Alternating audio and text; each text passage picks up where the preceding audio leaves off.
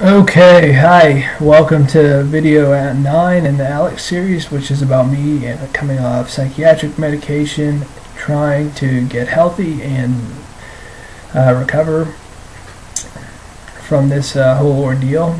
Again, the video quality is pretty lousy today. I'm not sure why that is, but my camera on my laptop just got worse over the months. So, real quickly, I want to talk about the difference between this week, video number 9, and last week, number 7. I snuck in a number 8 there, which was just like a rambler. The first thing I want to talk about is for the week, I abstained from eating junk food and sweet stuff like that. And, I don't think my voice sounds any better right now than it did last week. Also, the cedar allergies that I was dealing with last week has gotten a little bit better. Maybe I don't sound as bad. But the other thing, the main thing that has been going on that's been an issue is what I talked a lot briefly about last week. And it was kind of made worse that night that I made those videos. Drinking coffee, like I had talked about, was that I have a problem with bone weakness and pain, and it's come back full strength. I'm not sure how to deal with it exactly, but it's been now about it's been about 6 weeks where it's been a significant problem. I mean, this is very unusual. And I mean, today I left a restaurant and opened the door and thought for an instant, pushed the door open too quickly and thought I might have fractured a bone in my wrist. The hips and the spine and the wrists and sometimes other spots are very weak, and it's real upsetting. As I told you in the last video, it started in reaction to a proton pump inhibitor that I did not want to take, that I took a micro dose of the dose, and more or less went away until a few months ago.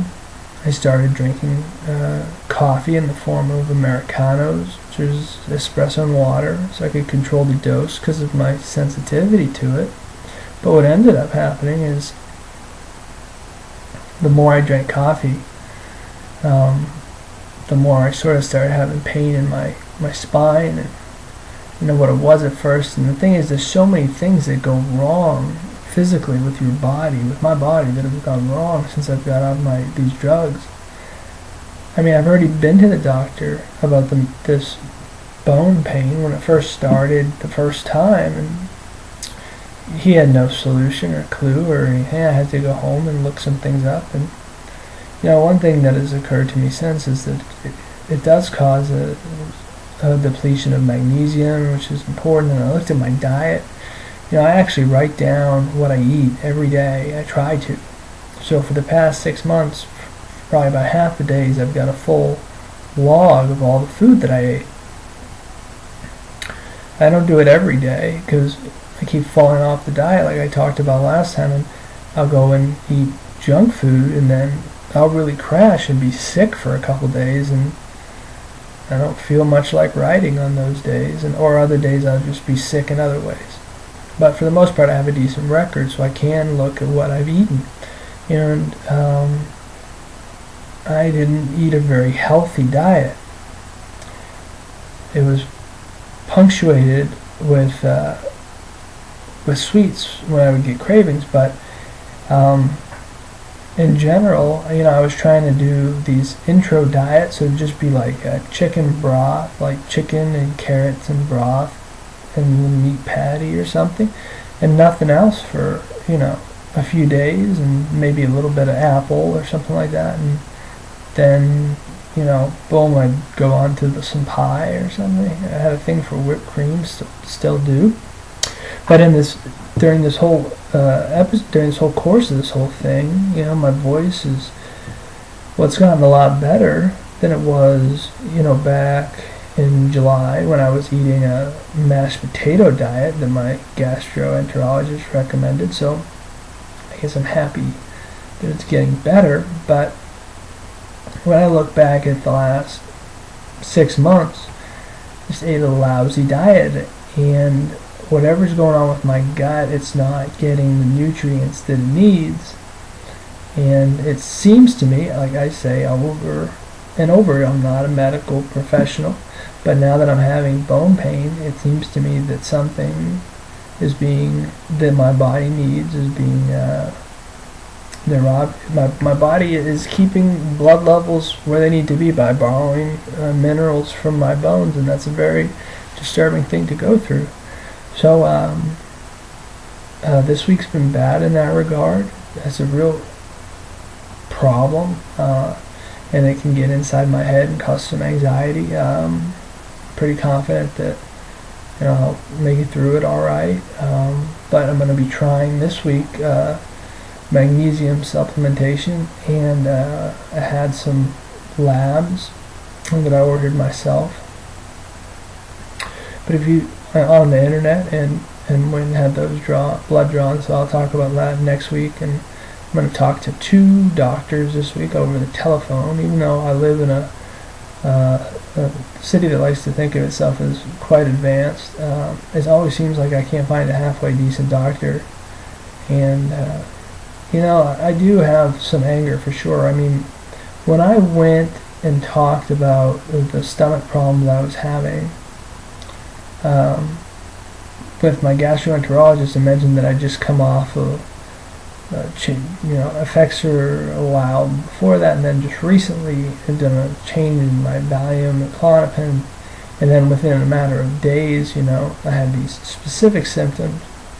I mean, it was just, if anything, all it did was cause him to discount what I said more, because I admitted of the psychiatric medications that I had been taking. And when I told him how sensitive I was, it just didn't register. And the one thing, I mean, I'm constantly disappointed by the humans that I meet. You know, I'm the only person that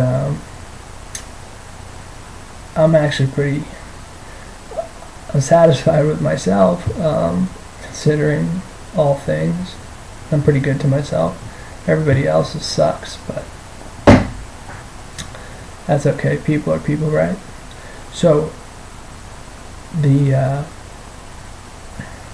but I end up with this bad reaction, you know, maybe strips everything of some magnesium or something like that. I mentioned that not because I am just guessing, but it's one of the side effects that I found online about the medication. It would seem to explain maybe some of this bone pain, and you know. So when I came back from my trip to Thanksgiving, one of the things I experienced before the bone pain was just, you know, tingling in the hands and the feet, and, you know, sort of loss of sensation, and you know, my hands were cold. I was going to the bathroom all the time, and I mean, I could push into my hand, you know, wouldn't feel it, you know, feeling it all on my right index finger, so middle finger. Anyway, the point of it all is this week we are going to be doing some magnesium supplementation.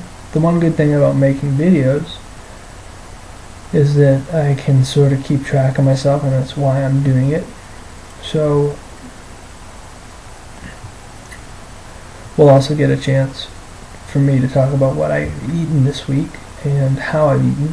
I'm going to probably put more of a focus on that, because really, and I don't know how good I sound. I mean, if you notice, I sort of take a deep swallow every now and then. Swallowing is a problem, you know.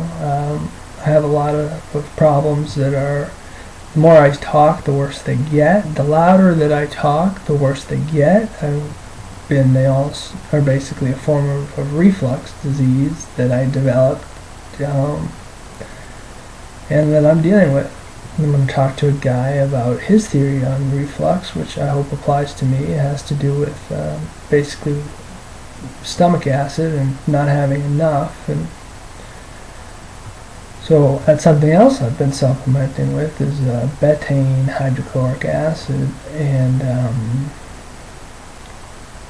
again, I'm just guessing that that's something causes, everything's not working.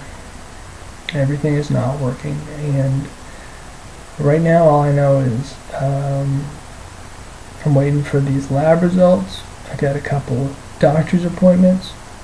I'm gonna make a video next week, and at that time I hope I sound good. I hope I'm still not blowing my nose, and I'll talk to you then. So this is Alex signing off. Got another week to go.